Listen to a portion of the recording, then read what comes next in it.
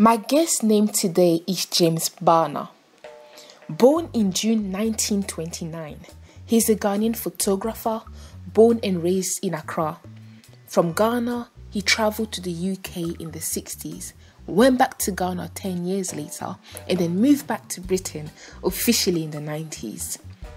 A few days ago, I was lucky enough to be welcomed inside the house of a man not only 65 years older than me, but a pioneer in the creative industry, especially in African photography.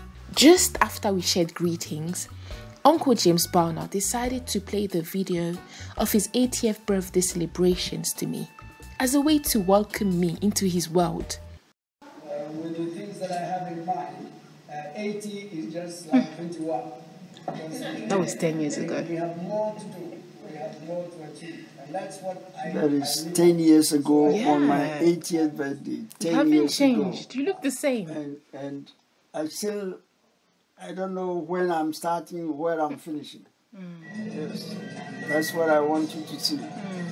10 years ago, I was saying the same thing. Even it's much bigger now. As his wiki profile states, James Barnor represents societies in transition, Ghana moving toward independence, and London becoming a multicultural metropolis. He was Ghana's first full-time newspaper photographer in the 50s, and he's credited with introducing color processing to Ghana in the 1970s. There is so much to learn from him about his journey, his life, his thoughts on life, the good times, the difficult times of his career. Welcome to Journeys with Podcast. And today we are going on a journey with Sir James Barnor.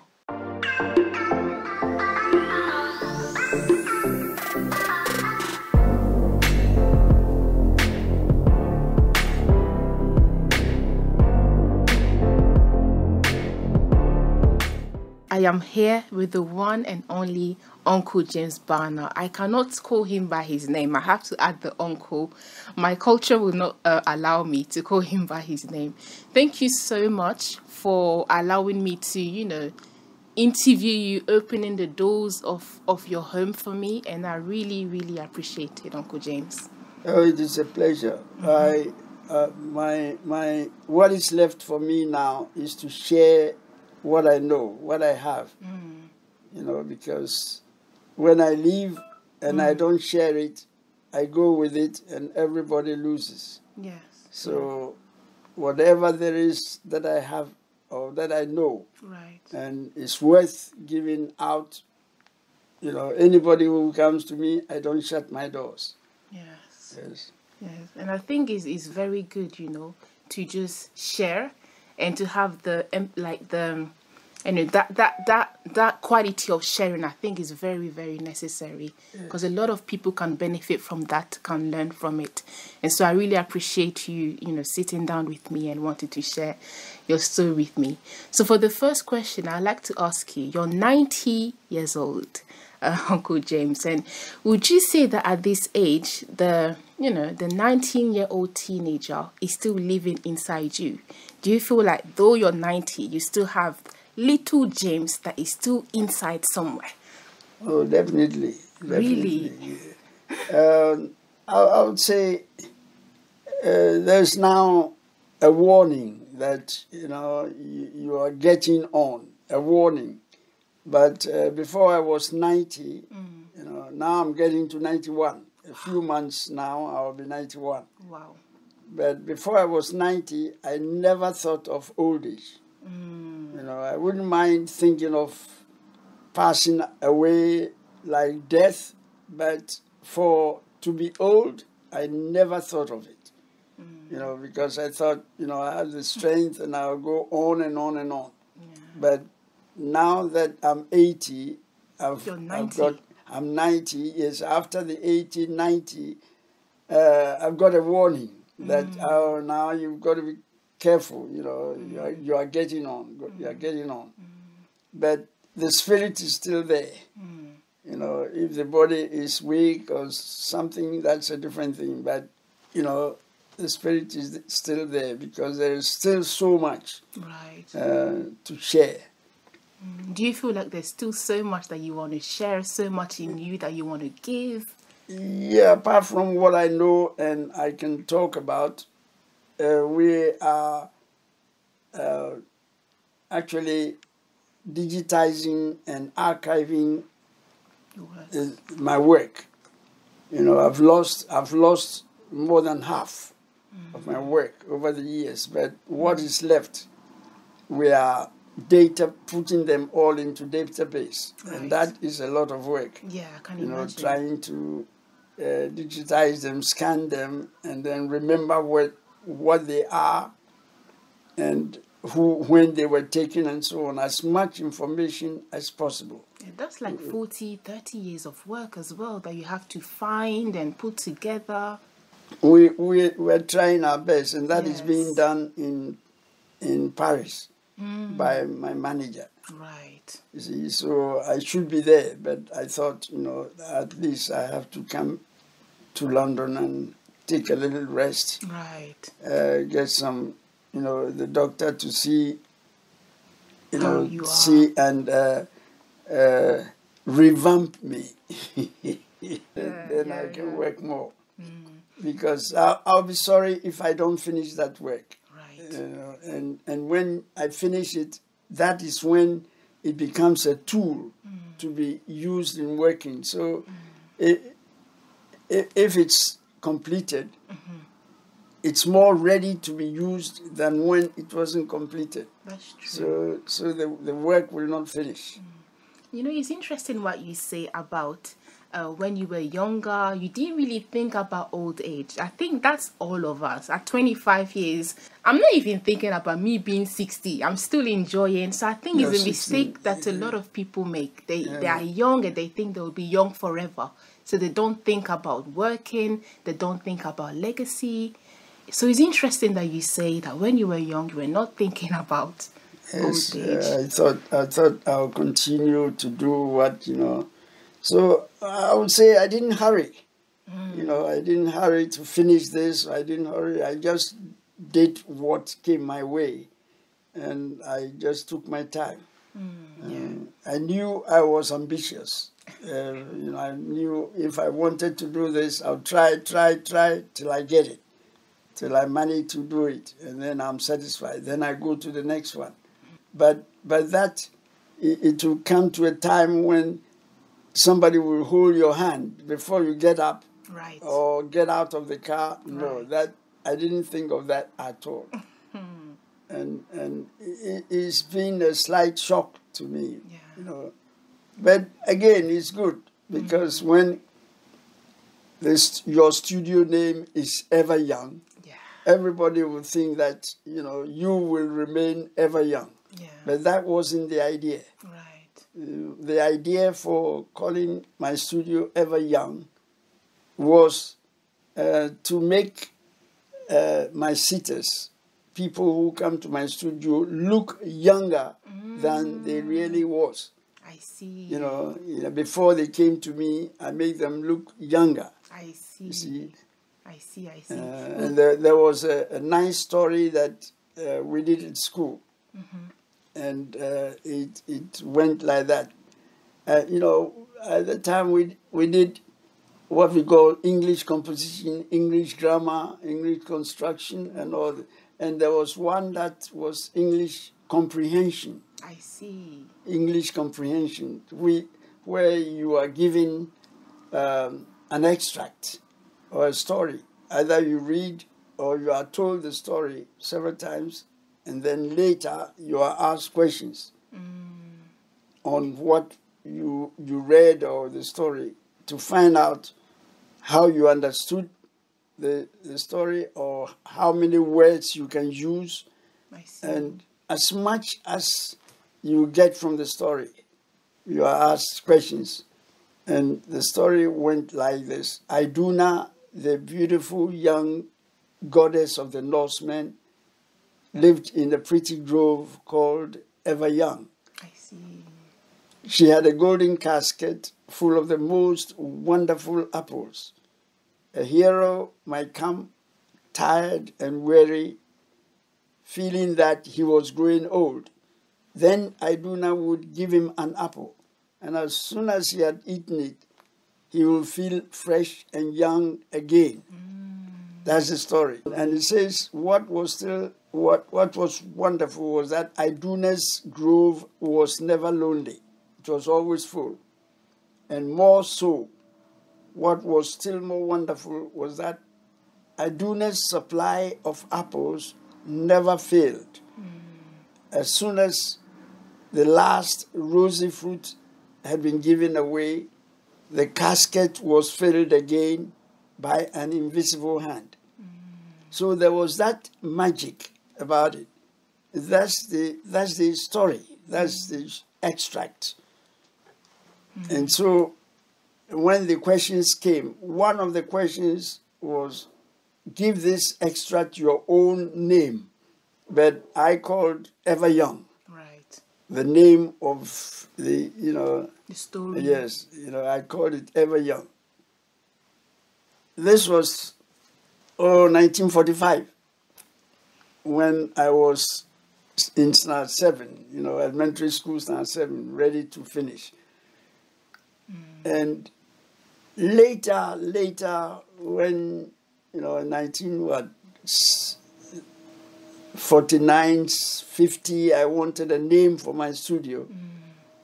I remember this because in the apprenticeship or in the process of learning photography, there was a means by which you retouch the pictures. Yes, the pictures. Now we use Photoshop, but back then there was no Photoshop. That's right. And we did everything with pencil. Ooh, yes. Wow. And that was something, That's a skill in itself. Yes. So, in fact, in Ghana or when I was, if anybody didn't go through that discipline of learning to retouch. As a photographer, right? You mean? Yeah, any photographer who goes, who learns or who is taking pictures, and he hasn't gone through that discipline, I don't add him to myself. I don't say I'm better, but I don't compare him to myself. Even though it takes a long time to master it, and I could have stayed longer in apprenticeship, but I didn't. Even though I didn't master it as I should, that was the theme of my studio. The apprenticeship, I read that is your uncle or your cousin who made you go through the apprenticeship? Yeah, I went through the apprenticeship with my cousin. With your cousin? Yes. Before you opened the studio for yourself? Yes. Otherwise, you don't know what you're doing. Yes. That's true. I served under him like master boy, but even through that, or during that, I met another cousin who was also a photographer. Oh, it runs in the family. Yes, about 3 or 4 photographers in my family. Yeah, I want to ask you, Uncle James, what is it about the art of photography that fascinated you so much? What is it about taking pictures that made you think, you know what, I want to pursue that? Because I did read that you also you wanted to be a policeman or something like that. You applied for the work of police officer, but then you said, no, photography is what I want to do. Why? When I went to the police, I applied as a photographer. Okay. When I applied, to the police, I did as a photographer. And they said, we don't teach profession here. So go and learn and come. And when I went, I didn't go to learn photography. I went to be a teacher. I even taught in the blind school, in the school for the blind at Akropong in 1946, 47. But that was before the apprenticeship that you did with your cousin. Yes. From school, I went to teach. I had a class, but I was the art and craft teacher, teaching how to weave baskets and how to weave cloth. So you always had an interest in artistic stuff, being creative, it seems like. I think it came my way. I don't think I chose. I I don't really, thinking back on it, That's beautiful. I don't know. This police was something that perhaps could have come my way because my friends in class thought I was too strict, so I should be a policeman when I finished.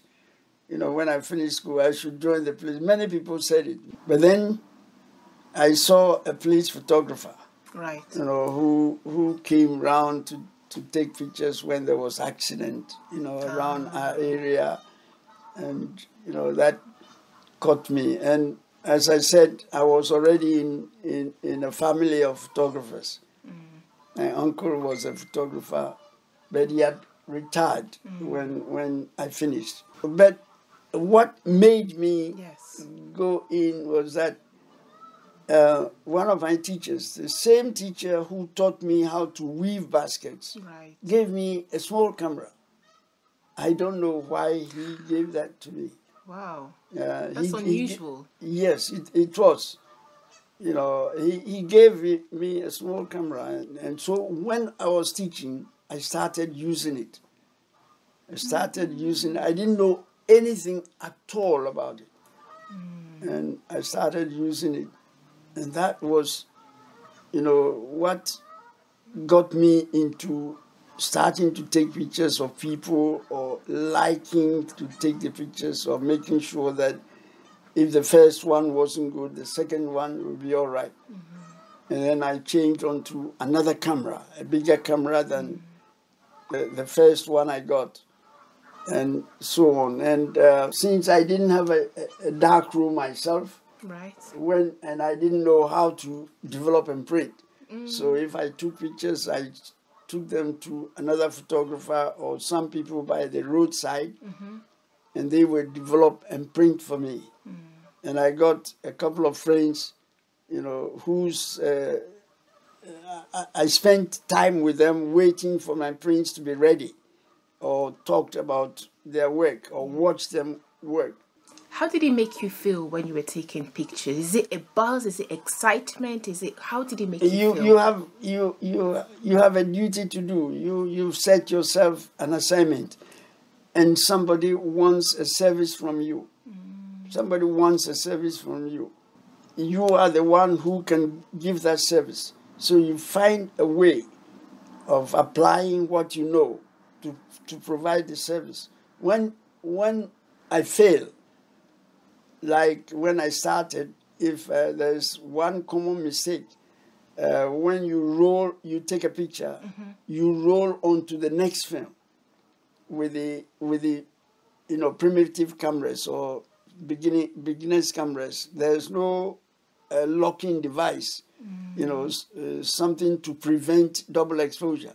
Right. So when you take a picture and you don't roll it, and you leave it and you go and take another one, it means you take two on the same film. You've lost the film, but you've lost the opportunity to satisfy your customer. Sometimes it's a wedding, or sometimes it's something where the person will have to dress up. And then, that inconvenience is not very good.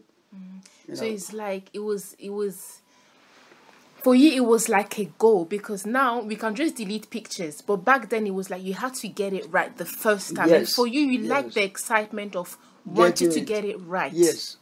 And satisfying the customer. But I satisfy myself too. I satisfy myself that I've done it. I've made it. I've been able to overcome it, and I've got it. And then I give it to the customer. Right. And I don't know, if I was a businessman, perhaps I would make money. But I didn't think so much of the money as I thought of satisfying the customer or getting the work done properly. That helped me. But, it means I sit like that without money, but there's a lot of, passion, satisfaction. And, when you have the ambition and you have the goal, you're always finding ways of doing different things. Right. Yes.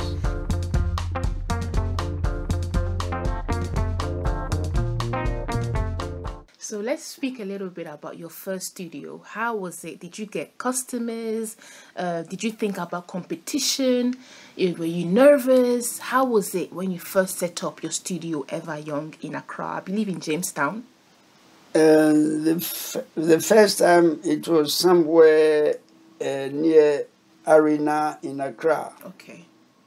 You know, first I was in my aunt's room, and I moved to a small place. You know, it took some time, 49, end of 49, 50, 51, it's 53 that I moved to Jamestown. So I spent some time elsewhere. And it was while I was there that I happened to start with the Daily Graphic as their photographer. Daily Graphic is a newspaper in Ghana, isn't Yes. You know, there were no papers like the Daily Graphic before 1950 or even in 1950. Did they come to you or you approached them? Because you didn't have a portfolio then as much. People didn't really know you, right? I would say I was going to go to them, but they came to me. They came to I you. was going to They go heard to about them. you. They were looking for somebody. Okay. You know, so they went to the one who trained me. Ah, I see. And he said he didn't do that type of work, but he had somebody who did. Because he knew I did it, but he didn't encourage me. Because what we did with the retouching and the big plates, you know, that time, the negative, if it falls down, it will break. It was on glass, and they were large negatives. It's a different thing from the journalistic or newspaper photography. Right. And he thought that following the developing printing and small camera, I would be making money, and then I wouldn't concentrate on what he was teaching me. You know, so he didn't. That's what your cousin thought, Yes, isn't it? yes.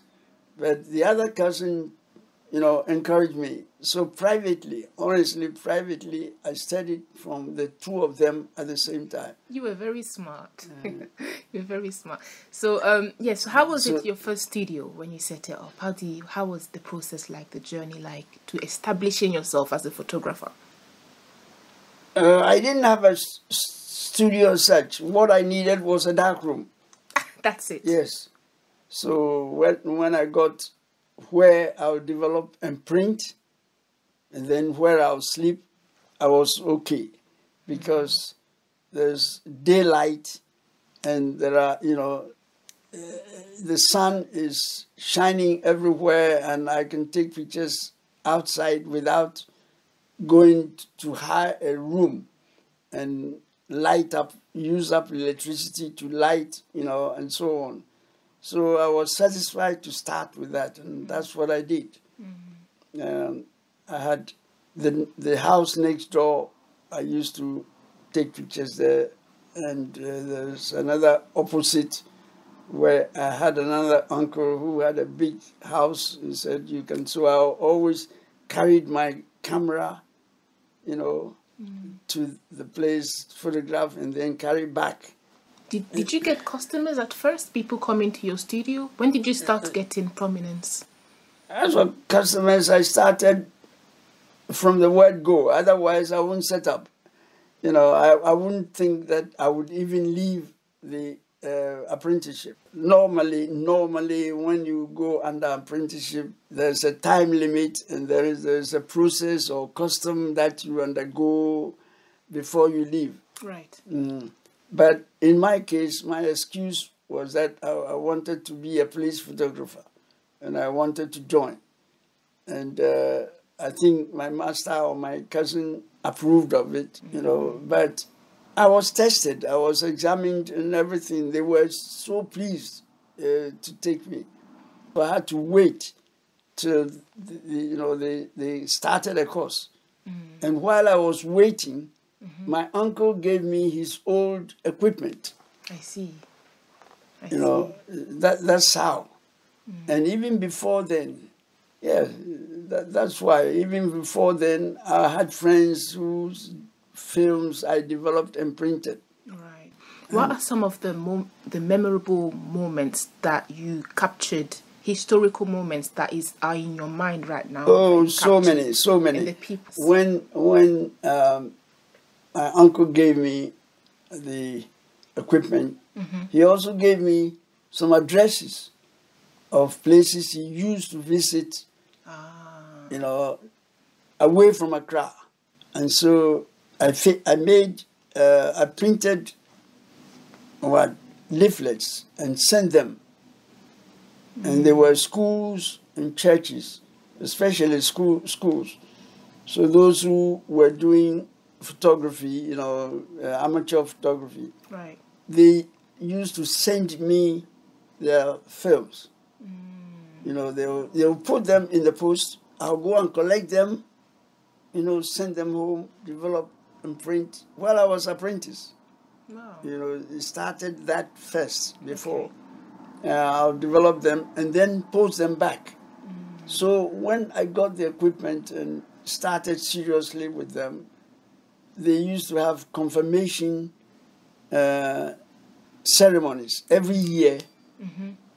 The churches have confirmation. Okay. And they will send me, you know, send for me from Accra. And I'll go with my equipment and stay for a week or a few days. So you were called, people were calling you. And I'll stay there. So I got to know them personally. You know, so I had that. Contact. You started building contacts. Yes. And how did you manage to get in, you know, in places like, you know, taking pictures of, you know, the first Prime Minister? How did it manage? That's the journalistic. I had two professions or two branches of photography. Right. You know, not the police one, but journalistic one. Okay. As well as the portraiture, the journalistic one. Why it was easy for me to get into journalism or journalism was that when I was at school, I was the editor of our school magazine. Wow. Yes, I was. When even secondary schools didn't have, they didn't have magazines. Yeah. Our elementary school, Bishop School, you know, Bishop Boys School, we had a magazine. It was started, or the idea came from the school, our school teacher. He appointed me to be the editor. So that was a good training. That was a good training. When you are writing a paper or magazine that is read by even all the teachers and all visitors to the school. When you go that high or that deep, affecting teachers, affecting students, and so on, then you start to get a sense of responsibility. Right. What are some of the historical moments that you remember? Because I know that you were there during the independence of Ghana and you were able to capture and have some great people in front of you. I think I enjoyed, you know, the period before independence, really? Especially with the graphic, the daily, because the daily graphic came in 1950. Right. 1950. And we had independences of March. 1957. So 6 years or 7, you know, we have to prepare to get, you know. How was the Ghana before the independence? Was it not? I would think the independence means freedom. So before the independence, but then I think we as children or youth, we didn't know anything. When I say we didn't know anything, not that we didn't read or knew, but it didn't affect us. Yeah. You know, everything was okay. You get what you eat at home. Your parents do give, and then you go to school and you get some work, and you see that you do your work. You get your pay, and so on. You climb through that. So you didn't really notice the. No, not much. You know, I would say even when they started the fight for freedom, the youth were not so involved or so interested until Nkrumah came and, you know, used his tactics to get the youth to follow him. You see, because what we are doing is for the youth, not for old people. Right. Or what you're doing is so you should know what is happening or what you should do. Prepare yourself and get involved. That's why the youth became involved in politics. I'm telling you how old I was. Yes, because I was, you know, 17, 18, 19, you know, 1949, I was 20. End of 49, I was 20. Being born 1929, you know, 39, 49 years. You know, it's that time, some of us were still relying on our parents. Right, you know, right. Yes. You still saw the independence and the effect of history. Yes, and then when we got in as a newspaper photographer, you are always in it. You know, as you are where it's happening. Yes, and you know, knowing a bit of journalism, what makes news, you know, how to approach people, how to make a story, you know, and then plus how to take a picture. Yeah. You see, and how to write captions. It must have been difficult, you know, to take pictures in moments like this because you need to catch it at the right moment when everyone is... There's something that I remember very well. There was a big man, you know, a politician, and he was at the race course. And I was taking photographs of the race course. Right. You know, horses and people, and I saw him in a queue, going to buy a ticket to, you know, win a horse or win a race or something like that.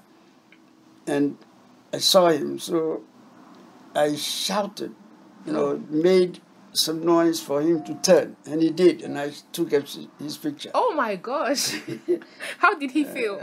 No, he called me, and he said, "What are you doing?" I said, "I work for the Graphic."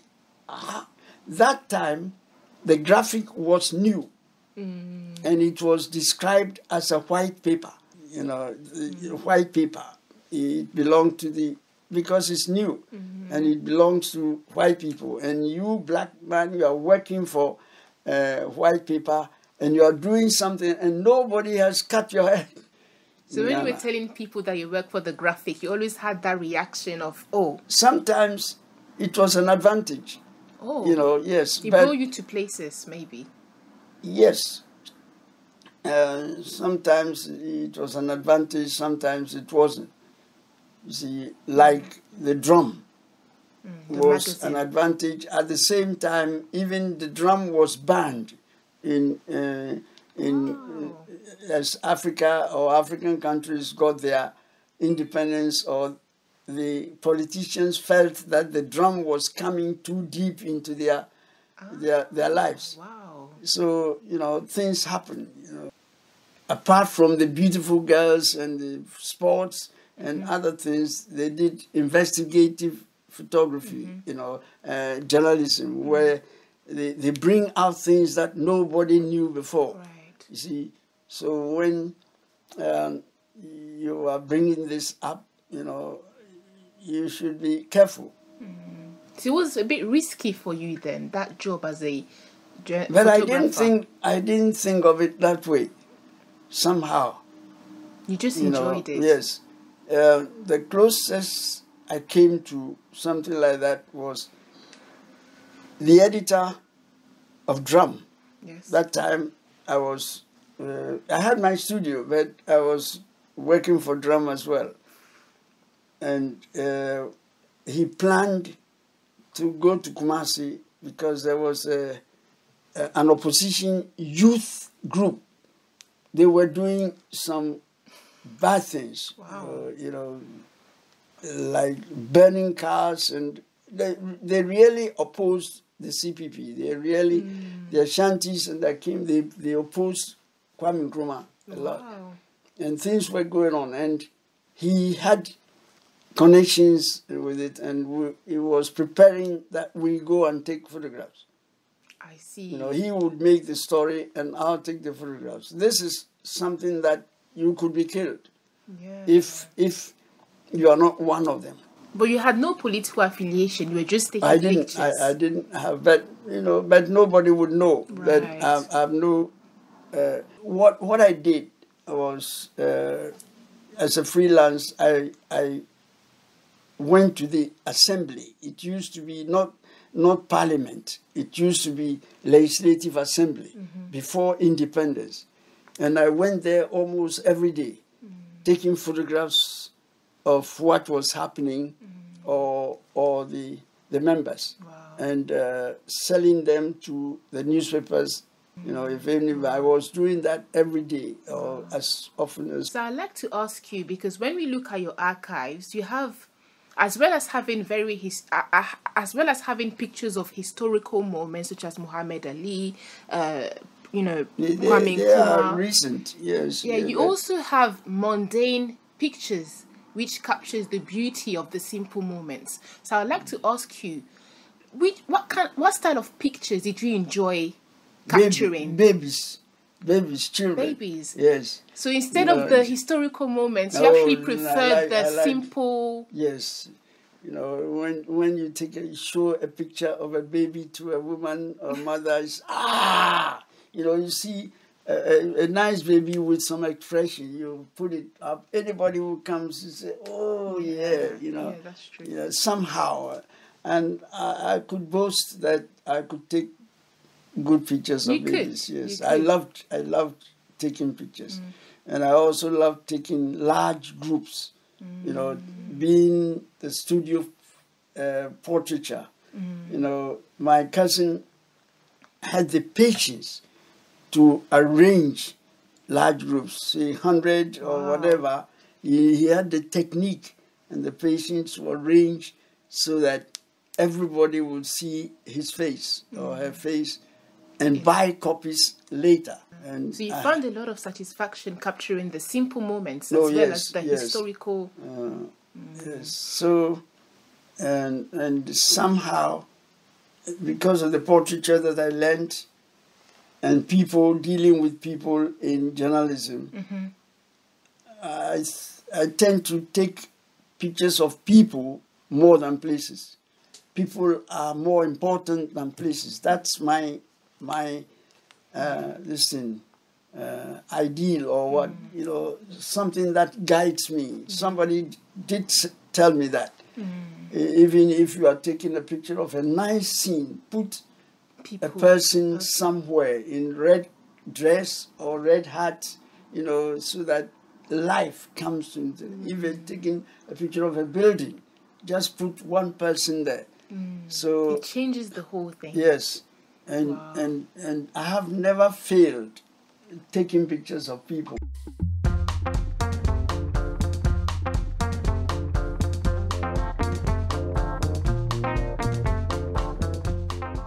I see amazing pictures in your place. Yes. Also want to, you know, so after all that you experienced, you decided to go to the UK. You decided to leave Ghana to the UK. What was the reason behind you leaving Ghana? Though you were successful, you can say you were successful. One, you know, anybody who's doing something like that wants to go to see the mother country. You know, go to England and see what they're doing. Right. Go and learn better. Because, you know, there they take better pictures, they have better cameras, everything. They were more advanced than the sector in Ghana at that time, isn't it? Oh no, always, always. Because, you know, that's where... the one reason to why perhaps I You left Ghana. You know, no. Why I advanced a little bit was that my cousin introduced me into magazines, photographic magazines. So I compared my work, or saw the work of European photographers. You know, the work of, you know, studios here, people. You analyzed their work a little bit. You analyzed their work. Yes, and the idea of, you know, I wish I can do that. I wish I can do that. All right, I'm going to see how they develop and print. You know, that. And unfortunately, I did come here, I did learn, but unfortunately, I couldn't impart it the way that I wish I could when I returned in 1970. To Ghana? Yes. You know, I didn't think I'll stay for 10 years from 1969 to 59, yes, to 1969 or 70, 10 years. In the UK? You know, but I did. But during that time, I advanced, I should say, more than anybody I met. You know, I did so many things that, you know, added to my experience, knowledge and experience. And I really wanted to go back and, you know, impart it. I did read that you did help in terms of the color of pictures. You were... Not all of us, not all Africans, not all Ghanaians go to England, you know, and they get the chance to study color. Because back then it was black and white pictures in Ghana. And even color was new. 1960, you know, when I went 59, and I'm talking about early 60. Even then it was new in England. And I happened to land in the leading color laboratory in Britain. Wow. You know, it was unusual. It helped a little bit because I knew my photography Ghana's standard. You see, so, you know, this was going to be extra, you know, because they didn't have the type of apprenticeship that I had. Or they didn't have the photojournalistic side. Yeah. If you look at your pictures, and it brings so much nostalgia, is the pictures that you have are quite, you know, amazing and are going to live on for a very, very, very long time. So I wish, you know, people copy from it. But I think I'm opening doors for other black photographers or young photographers. That is what, you know, I like. But we speak about legacy here.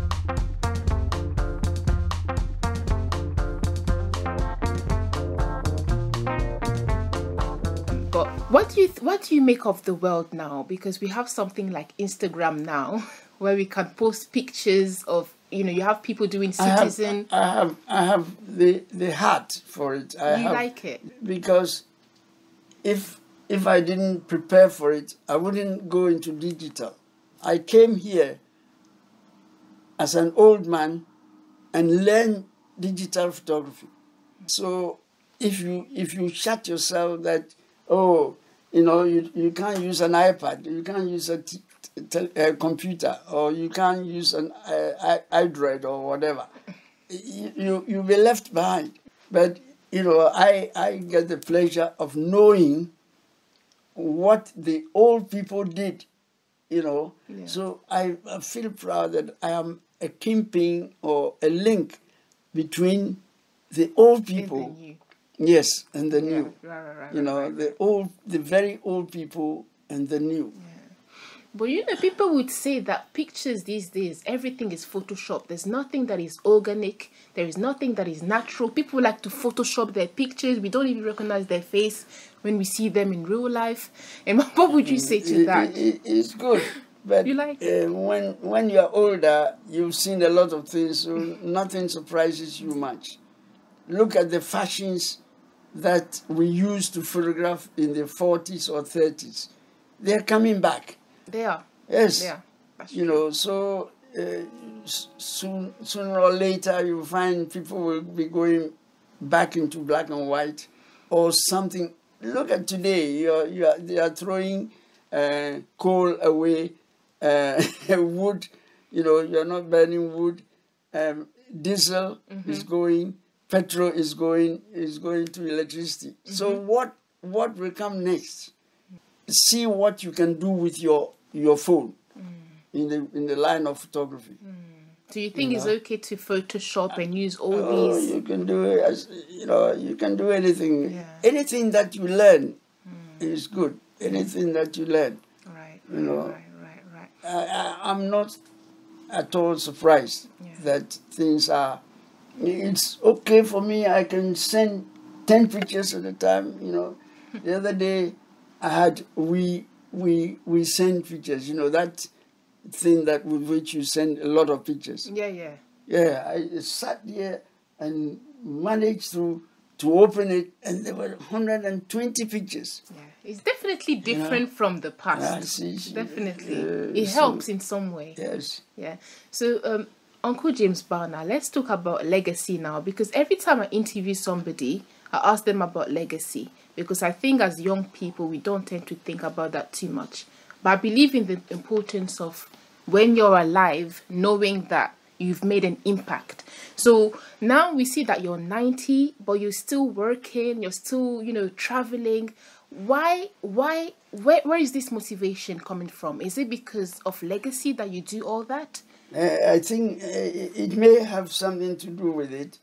Either you don't want to leave it, or, you keep on going. But I came across something which I think associated with my life or with me. I was walking and I sat at the hospital and I took a magazine and I read something, and it's to do with plants, it's to do with nature. And it says, a civilization flourishes when men plant trees under which they will never sit. A civilization flourishes when men plant trees under which they themselves will never sit, which means they do it for the future. Think of the cocoa trees, timber trees that we are cutting now. Who planted them? And when were they planted? How many years ago? So if you don't plant them for the future, thinking that, I want to plant something that I'll reap before I die, then you won't do anything. Yeah. So when you have a civilization, you plant, if I say planting into the lives of people, not necessarily trees, even though I say trees, plant into the life of people, the young ones mostly, and then they will carry on. And that's why I like to share. You did mention that you had some regrets in terms of the pictures that you have, and a lot of them have been lost. The first regret is that I didn't go to a secondary school, so that my education will be... Because when you read, when you learn more, you learn to investigate more. You learn to, reading and writing and learning becomes part of you. So it's not a chore. It's not like you're doing something that you... So when you can do that through secondary and other, it helps.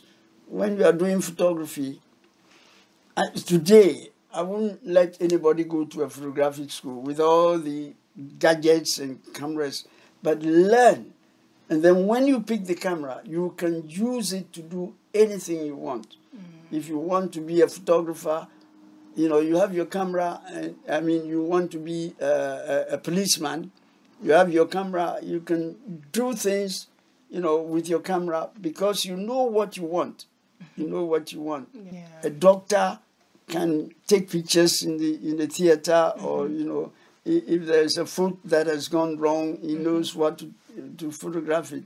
He doesn't go and ask a medical photographer. Right. There's somebody called a medical, that's their job. Yeah. You don't go out to, you've got a small camera that you can take. A lawyer can take photographs to give evidence. Even a driver with a camera, anything happens, and you can make stories, even if you can't. You can educate yourself and you can teach yourself using the tools that you have. If you know how to investigate, you can teach yourself. Yeah. And let the habit of reading and writing become part of you. Yeah. But as for the negatives that I've lost more than half. For that, I've made up my mind not to make space for the things that hurt me. Right. You know, you know what you do further. Right. So when it's gone, it's gone. And I'm lucky that I had two at the same time. So when one batch went away, I carried on with the other. I think I'll be working. I would like to work till I can't move. Yes, I can't move anymore.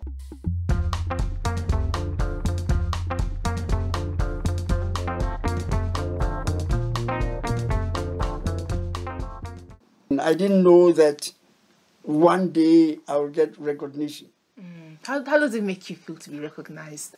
And the Guba Award apparently was your first award as well. Yes, the Guba Award. Yeah, I'm in touch with them. You know, yes. How does it feel to be? You know, I thank those who think finally that this man needs an award. First of all, I would like to say thank you so much. Thank you for all the pictures and the images that you've captured. I think images are very, very powerful and one of the most powerful things because they stay. And so thank you. Through your picture, through your images, I was born in 94, but looking at your pictures and your images, I can see how the world was. And so I just want to really just honor you and just thank you so much. Thank you very much. Thank you so much.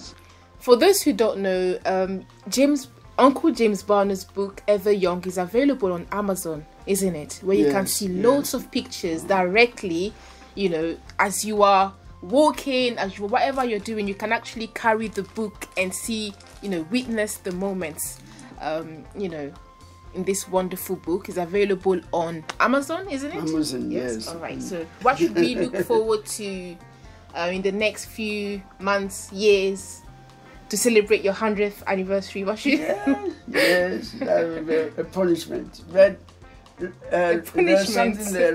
Read what notice is on the timing of our comings and goings is planned for us from a higher power. Over them, we have no control. Guys, I'm reading this from the house of Uncle James Barnor, his door, and this is what the text that we can see. It's powerful. We don't know. You think that, I'm going tomorrow, or I'll stay, you know, and have all the good things that I like. But tomorrow you find you're going. Yeah. You know, so you leave it to God. Yes, to God.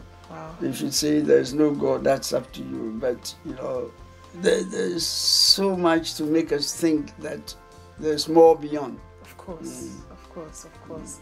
Thank you so much. It was amazing. So much I learned, so much about, you know, togetherness, opportunities, creativity. Thank you know, when you get it, you use it. You see what opportunity is, and you use it wisely and beneficially. Yes, you know, like you've done. Thank you so much, guys, for listening. I hope that you've been impacted. I have. Thank you so much, guys. See you on the next episode. Bye. Bye-bye. Thank you.